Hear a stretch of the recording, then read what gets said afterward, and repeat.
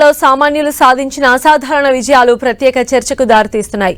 భారీ అనుచర గణం, డబ్బు బలం ఉంటే కానీ రాజకీయం చేయలేని నేటి రోజుల్లో మధ్యతరగతి కుటుంబాలకు చెందిన నేతలు, ఎంపీలు, ఎమ్మెల్యేలుగా ఎన్నికవడం విశేషంగా చెప్పొచ్చు. ప్రత్యర్థులు ఆర్థికంగా బలవంతులైనప్పటికీ కూటమి గాలితో పాటు తమ సామాజిక నేపథ్యంతో చట్టసభ సభ్యులుగా ఎన్నికైన ఓ నలుగురు నేతలు ప్రధాన ఆకర్షణగా నిలిచారు. సామాన్య కార్యకర్త నుంచి చట్టసభ సభ్యులుగా ఎన్నికైన ఆ నలుగురు ఎవరో ఇప్పుడు చూద్దాం.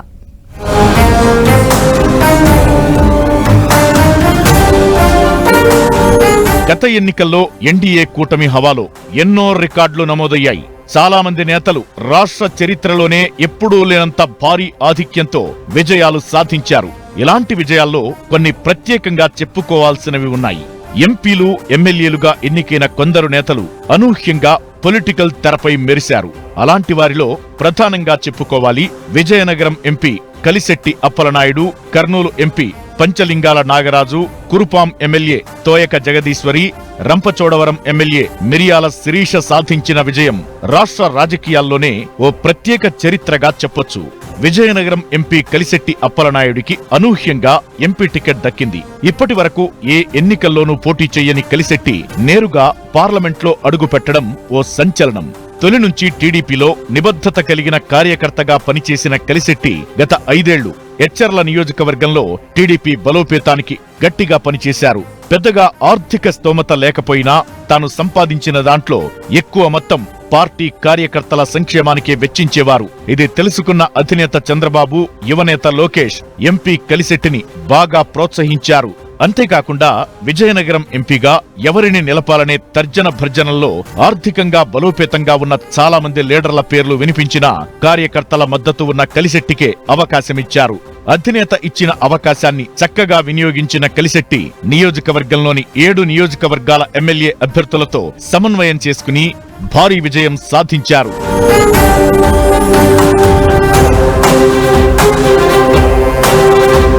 కర్నూలు ఎంపీ పంచలింగాల నాగరాజుది కూడా సేమ్ టు సేమ్ ఇటువంటి పరిస్థితే.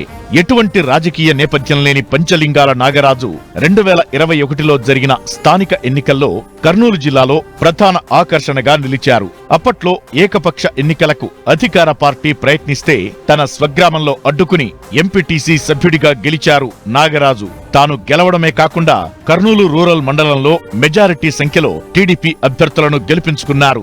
దీంతో నాగరాజు ఎంపీపీ అవుతారని అంతా భావించారు. కానీ అప్పటి అధికార పార్టీ కుయుక్తులతో ఒక్క ఓటు తేడాతో ఎంపీపీ పీఠం కోల్పోయారు. కానీ అప్పట్లో నాగరాజుపై వ్యక్తమైన సానుభూతి జిల్లా వ్యాప్తంగా గుర్తింపు తెచ్చింది. అదే ఆయన ఎదుగుదలకు ప్రధాన కారణమైంది. రాయలసీమలోని ప్రధానమైన కురుబ సామాజిక వర్గానికి చెందిన నాగరాజుకు ఎంపీ టికెట్ దక్కేలా చేసింది. కర్నూలు ఎంపీ టికెట్ కోసం ఆర్థిక బలమున్న ఎందరో నేతలు, టీడీపీలో కాకలు తీరిన నేతలు ప్రయత్నించినప్పటికీ సాధారణ ఎంపీటీసీగా ఉన్న నాగరాజుకే అవకాశమిచ్చారు చంద్రబాబు.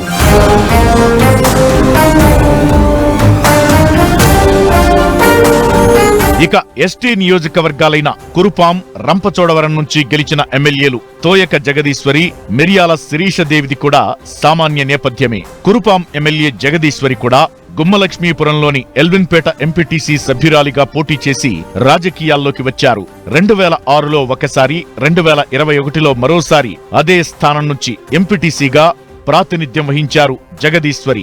బీఎస్సీ, బీఈడీ చదువుకున్న జగదీశ్వరి భర్త ప్రభుత్వ ఉపాధ్యాయుడు. ఆమె తాత 70 ఏళ్ల క్రితం ఎమ్మెల్యేగా పనిచేశారు. కానీ జగదీశ్వరి ఆర్థిక పరిస్థితి అంతంత మాత్రమే.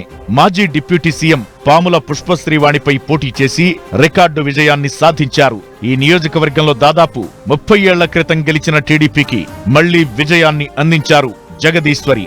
తన ప్రత్యర్థి ఆర్థికంగా బలవంతులైనప్పటికీ 3 ఏళ్లుగా మడమ తిప్పని పోరాటం చేసి సగర్వంగా చట్టసభలోకి అడుగు పెడుతున్నారు జగదీశ్వరి. ఇక రంపచోడవరం నుంచి గెలిచిన మిరియాల శిరీషాదేవికి ఎమ్మెల్యే టికెట్ వచ్చేంత వరకు ఎవరూ ఊహించలేదు. అంగన్వాడీ కార్యకర్తగా పనిచేసిన శిరీషాదేవికి రాజకీయాలకు ఎలాంటి సంబంధం కూడా లేదు. శిరీషాదేవి భర్త టీడీపీకి అనుబంధంగా పనిచేస్తున్నారనే కారణంతో ఆమెను అన్యాయంగా ఉద్యోగం నుంచి తప్పించారు గత ప్రభుత్వంలోని కొందరు నేతలు. ఇది గుర్తించిన టీడీపీ అధినేత చంద్రబాబు ఆమెను ఏకంగా ఎమ్మెల్యే బరిలో దింపారు. వైసీపీకి కంచుకోట లాంటి నియోజకవర్గంలో పసుపు జెండా ఎగరేసి రికార్డు సృష్టించారు శిరీషాదేవి.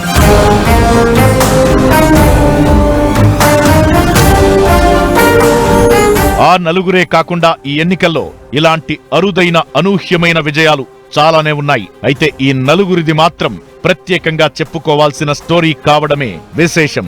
ప్రస్తుత కాలంలో డబ్బు లేనిదే రాజకీయాలు చేయలేం అన్న భావనను ఈ నలుగురు తొలగించారు. సేవ చేయాలనే సంకల్పం ఉంటే ప్రజల ఆదరాభిమానాలు పొందడం పెద్ద విషయమేమీ కాదని నిరూపించారు ఈ నలుగురు ప్రజా ప్రతినిధులు. అందుకే చంద్రబాబు సైతం వివిధ సందర్భాల్లో వీరి విజయాలను ప్రస్తావిస్తూ ప్రశంసల్లో ముంచెత్తుతున్నారు.